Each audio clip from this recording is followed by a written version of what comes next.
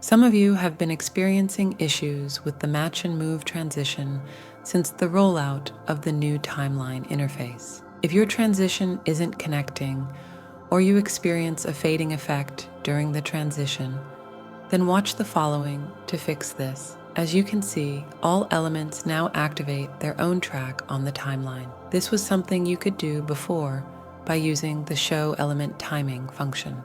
When we duplicate an element onto a new page, you may notice a gap between the two elements, depending on where the marker is when you paste the new one. As you can see, when the transition activates, there's a noticeable fading effect.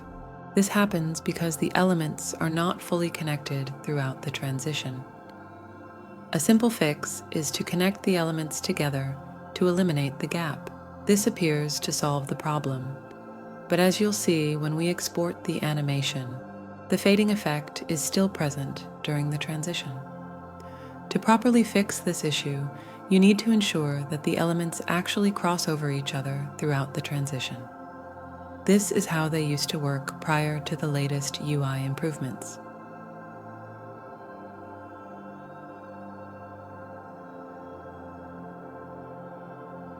Let me know if you come across any other anomalies with the new editor, and I'll be happy to take a look. Until next time.